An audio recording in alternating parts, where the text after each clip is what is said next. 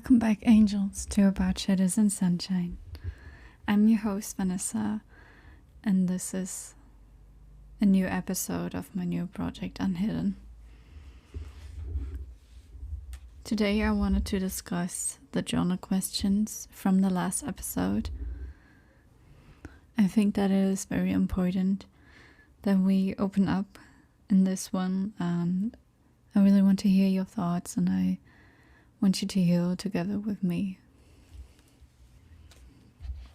But if you haven't done the questions yet, it's totally fine. You can still do them or not do them at all if you're not a writer type of person.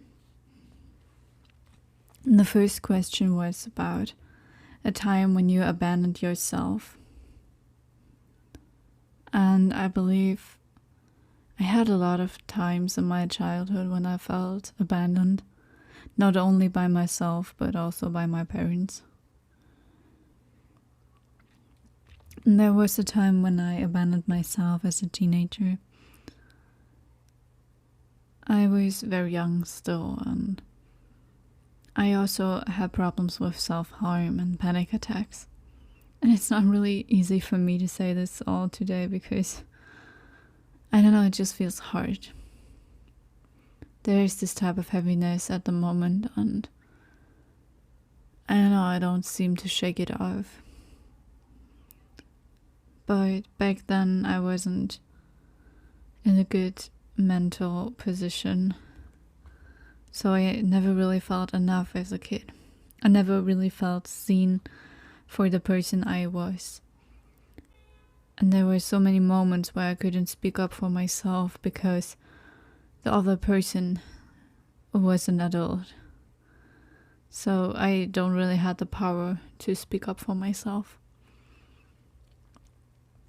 And the second question was, if there is a part of yourself or your identity that you are afraid to meet, and why?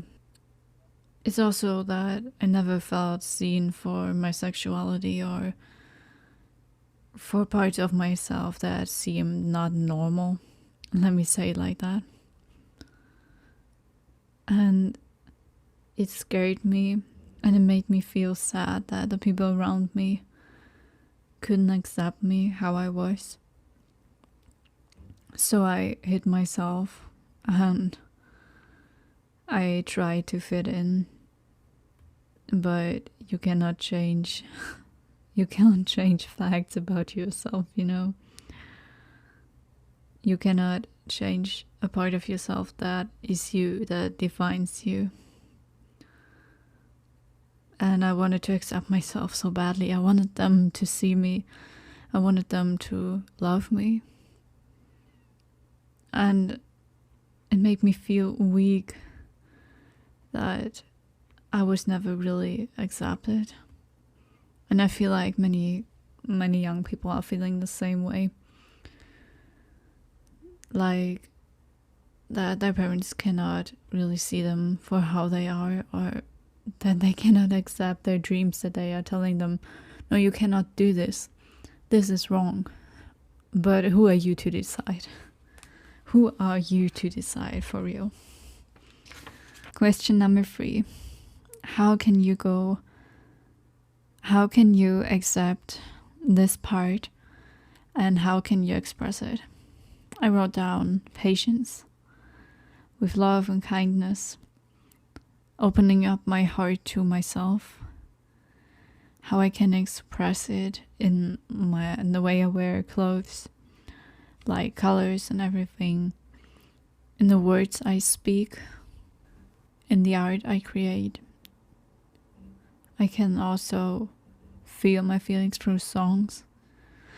Also, listening to certain songs made me sometimes really feel better, and I believe that music is such a huge medium to show your emotions, to feel your emotions. Today, in this episode, I wanted to talk about sexuality, I guess. About being queer and what it meant for me, about my coming out story. I know this is a hard topic for myself because I made a lot of negative experiences with it on the outside, but I believe more on the inside as well.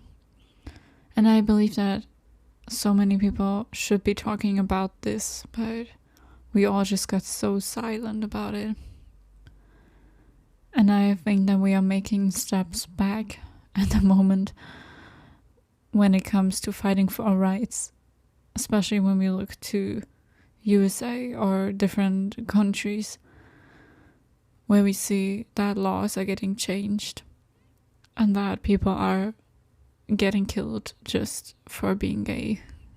So it's something I should talk about, and I don't know, it still scares me, but I believe it's important, so I'm doing this.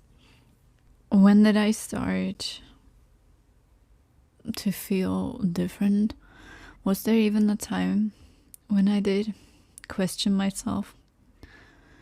I believe I always knew I was different from other girls, but it's not like it was so natural to me. It was like something that was always within me, and I never questioned it as a kid. I just knew I didn't like the things they wanted me to do, so I just acted different, and my mother never judged me for it, so who cares? I didn't. Back then, I didn't. Because no one made me question myself as a kid. When I used to play with the boys instead of the girls, when I told my mother that I don't want to wear pink clothes because I hated the color, and I remember my mother telling me that I told her, I believe it was when I was about 12 years old or something, that I said, I don't know why, but I could imagine kissing a woman. We were just watching TV and she was like, oh, okay. And I was asking her if she could imagine that herself. And she was like, no, I don't think I can. But I believe she also never really thought about it, and she never had really experiences with women in her teenage years. So I don't think that she can really relate to the topic so much. But what I want to say is that was the moment when I questioned myself, because the first time I had to think about this was when I came into class 5, I believe, or class 6, I don't really know. When I first came into contact with a girl in my class that identified herself as different sexuality types. From like 1 week she was, I don't know, pansexual, and the other week she was trans. Like, she switched sexualities so often, and she always got bullied for her character and everything. But she was the reason I questioned myself, and she was also the reason that made me think about it for the first time, that there was something different with me. Because it was also the first time in school that I started liking girls more than guys. But my excuse was always that they were older and that I thought they would be smarter as well. Like, guys back then, you know, I was a bit too grown up for my age, and women always seemed a bit wiser than guys were, because guys were always just joking around and being kids, and there was nothing wrong about being kids. I believe there was actually something wrong with me, because I was just so traumatized that, I don't know, that I thought somebody else could save me from my misery. And maybe I saw danger in guys as well, I don't know. But talking about my story, it's more that after I questioned my mother these things, I believe some months later, it was really the first time that I realized maybe I do like girls and maybe I like guys as well, I don't know. And I was so confused. I started isolating myself. I felt like I could talk with no one about this. The only thing I saw comfort in was YouTube videos. There were a lot in that time. When I was 12 or 14 years old, it was a lot of content online that you could really research for these things, and many people doing great jobs back then. I kind of miss these videos these days, but there will be new people, hopefully. So I took comfort in these videos, tried to figure out what was my sexuality even, and if I could fix it. That was the one thing in my mind. How can I fix this? My parents will never accept this. These were the thoughts I had, and it was so hard. It was so hard because I just knew they wouldn't react good. My father and I never talked about it. I never came out to my father, but my mother told him. I don't remember if I said to her that she should tell him. If I was too afraid, I don't really know. But I know when I came out to my mother, she was the first person I came out to. And she totally accepted me the way I was, even if she was a bit, I don't know, scared maybe. Confused probably as well. And she told him, and he didn't accept it. Of course he didn't, but it was also hard for me because I barely accepted myself. And as I first told it my friends, it was also not really good for me because my class back then was also, they bullied people like that, you know. They bullied people for liking anime and just for being different at that time. I mean, these days it's totally normal, but back then you were a weirdo. So there were some times when people came up to me and when they insulted me for that, but I don't know, it was never really a big deal, I would say, but I am glad that never really something happened that would make me fear. And if I could revisit the past, I would tell myself that it is okay and that I don't have to come out to anyone, that I would love myself no matter what, and that I am here for myself. Because it should be so normal to just be yourself. It should be okay to be how you want to be, and you can paint the world however you want. It can be a rainbow, it can be a sun, it can be water, it can be whatever you want, because you create your reality. I believe after the first time, it became easier when I moved to the city, I believe. But it's not like people are open. Yeah, you believe people are open, but they aren't. It doesn't depend on age, it depends on what you believe in. And I will always believe in the good. I will always believe that we are all the same. Because your sexuality doesn't define you. But you should let it define yourself. You should be proud of it. and you should be loud about it. Because it matters. And this is something I just realized so much when I watch the news and see what is happening in the world. And it makes me sad that we are so silent. It makes me sad. Because we should be just loving each other the way we are. And so many things are keeping us from that. False religions. I feel so much hatred in the people these days. But I hope that it will get better and that we can stop these wars.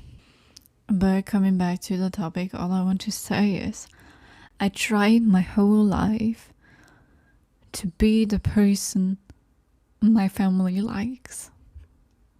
And I don't want you to do the same. And it is so strange after being free of these people that you can see clearly then. After being free of these people, you feel so much lighter. And you see that there were so many parts of yourself that you tried to erase because you hated them, because they couldn't love them. But deep inside your heart, you love them. Deep inside your heart, you always knew that this was you. Deep inside your heart, you could always feel that you cannot erase a part of yourself. Because this is what makes you unique and so special. And if a person really loves you, they will love you for being different. They will love the parts of you, the little details about your face, the color of your eyes, the way you say things, the way you think, the way you see the world. That's what matters. And what doesn't matter is how society wants you to be. If I could change the world just by one action, I would give everybody colorful jackets with funny faces on, or I don't know, just paint everybody in color. Because this world has become so boring and depressing that some days I don't want to go out. There's some days I just feel like I could cry the whole day. And I hate it so much when people look at you like you're different, but you are not different. You are just yourself. They are just jealous because they cannot be themselves, because they are afraid of society. We all are afraid of society, of course, but we have to start somewhere. And maybe this can be your start. Maybe I can motivate you guys to be yourselves, to love yourselves no matter what. And coming back to my coming out story, I remember myself with my first relationship that we were just holding hands in the city and people just started watching at us. Especially the older generation back then were so toxic, like just staring at us because we were holding hands. We were kids, okay? We were kids. And I mean, you could see that we were together, but it's so weird of people to judge that. Like, they didn't even know us. But I believe people do judge everything that is not normal. And what shocked me the most was the hatred in their eyes. Or the weird look some guys gave us. I don't want to say anything more to that, but it's like, why are we so judgmental? I mean, I understand it because of the history. Because the old generation probably still sees queer people as something criminal. Because obviously it was in the 60s, but it isn't anymore. It never was. It's just old perceptions, old opinions of a government that never knew what it really did. And I don't feel like much changed until then. But you can never know. You can never know a person's reaction before you told them your true self and what you feel. If you expect them to react good, and if you don't see it as something wrong, then I believe that there's a huge chance for them to react in a good way. And what I watched over the years is that some people react good, some people react bad, and it never depends on the age. It's also what I said before. But that doesn't mean that you have to be afraid of coming out. That doesn't mean you have to be afraid of yourself. It means that you should be yourself and strong inside of yourself, that you have to accept yourself before you go and tell somebody. But what makes me feel more comfortable myself is being around people that feel safe, being around people that are also gay or queer, because you can just talk freely with them. You don't have to be ashamed talking about past relationships or talking about what you like, or if you think that somebody is pretty or whatever. Also, talking about this with my therapist was a good thing as well. And if you know that your parents wouldn't accept it, that they are very religious or whatever, if you have the feeling that they will 100% not accept it, don't tell them. Don't tell them. Introduce them to your girlfriend or boyfriend, but don't tell them. If they really love you, they would accept you. And that's probably what hurts the most. If they really love you, they will change for you. If they really love themselves, they would change for themselves. And lately it's so hard to talk about this, guys. Like, I didn't imagine it would be so hard, but maybe it's just today. And what I actually learned is that it is okay to discover yourself. It is okay to discover your needs and to discover your type of person and what you really want in a relationship. It's okay to not being able to open up. It's okay if you cannot open up by the first person that walks into your life. But a relationship can just grow if you both open up towards each other. And what I realized while growing up is that I don't want to live this life not being myself. Even if I don't know every part of myself yet, and if I still haven't accepted myself 100%. Because I believe that this society just makes it so hard. But I want to say that you don't have to have the style of everyone. You don't have to have long hair. You don't need to look like everyone else. You can have tattoos. You can wear rings. You can have a pride flag on your rucksack, and you can listen to whatever songs you want. Because life is too short to not be yourself. You could be dead tomorrow. If you ever have the chance to find that one person that makes a difference for you, then open your heart. It's important to protect yourself, of course, but I know sometimes it just feels so scary to be yourself. And then gives me anxiety too, but we have to do it, because who else will? And if we are all ourselves, if you see these broken parts of yourself, if you see yourself in the mirror, and if you can think just one time in your life that you truly love yourself, then you are enough. You are enough towards yourself. Then you know that you love you, and you should tell yourself every day that you are enough, that you are beautiful. Because one day we will all wake up and the people we knew are gone. the person you were will be gone. Everything will be gone. And what's the thing that lasts, right? What does last? This earth? Maybe not even this earth, I don't know. But the feeling, the memories, that is what lasts.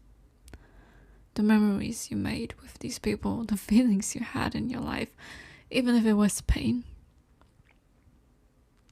Even if it was pain, it doesn't matter. If you guys have any more questions about this topic, feel free to ask me anything. I'll always be here until this podcast doesn't feel right anymore, but I will be here. You can listen to me if you want to. Sometimes memories are also a thing that do haunt me, because there are so many bad memories, but also so many good memories. Some days I wish I could be perfect. Some days I wish I wouldn't be this way, that I could just love a guy the way other girls love guys. But it's so hard for me to even find a person attractive anymore. It became so hard for me to even trust somebody with my full heart, because of all the things that happened in the last years. But I know that I'm growing, and that I will trust somebody again, that I can open up towards somebody again one day, and that I will know when it's the right time, that I don't have to force this, that I don't have to be anywhere right now, and that it is enough to just be there for my inner child, and that it is enough to just heal. And to tell myself that I am enough. Because the most time of my life I felt unworthy, I felt dumb, I felt like I couldn't do anything about the people around me feeling miserable. My whole life I felt like it was my fault, that I ruined my family, but I realized that this is not the truth, and that it never was. I know I was never the one who could have saved them, because a person can only save themselves. And maybe this is the thing about relationships, that we try to save each other. We always see these movies of people saving each other, being the one. But what if the one never really existed? What if you are the one for yourself? And after meeting my twin flame, I realized that I don't want to chase a relationship. I want to chase my own love until I can say that I fixed myself. I filled this little heart with my own love, and that I can smile because there is no one that could hurt me anymore, because I love myself so much. But their bad energies and their insults, their toxic behavior would just smash against my self-love and just fall off. Like bumping into a cloud and falling back again. But I'm not there yet, I guess. But I believe I'm on a good way, so you will find the journal prompts in the show notes, as in the last episode. I hope that this story inspired you to be yourself, and that you're doing the right thing by loving yourself, by showing love towards yourself and showing love towards others. So I love you all so much, and thank you for being on this journey with me. Thank you for listening. But I will never be a clean girl. I will never be one of these aesthetic girls. I will never marry a man, have a house and 3 kids and a car and a dog. I will never be like that. And that's totally okay, because there's a whole different path for me. The universe has planned so much more for me. And I'm here for it. I am here for it. You know, it was that time in class when we sat there and where the teacher said, like, how do you want your futures to be? And every girl was like, yeah, I want to marry, I want to have kids, I want to have a house. And I was like, but I don't want that. I don't even know if I will marry one day. I don't even know if I would marry a guy or a girl. It doesn't matter. I don't know it yet. And that's okay. I mean, it changed as I grew older, but back then I didn't know anything, and it's totally fine. And you don't have to act like society wants you to act.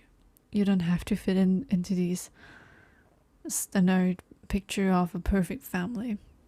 If you want something different, if you want to travel, if you want to chase all of these dreams that are planted in your heart and that make you feel like this is something I have to do, then you should do that. Then you should trust this calling. You should trust your intuition, because it's the right thing to do. I hope you had a good time, and see you in the next episode. Thank you for being here with me through this hard time, telling you all of this.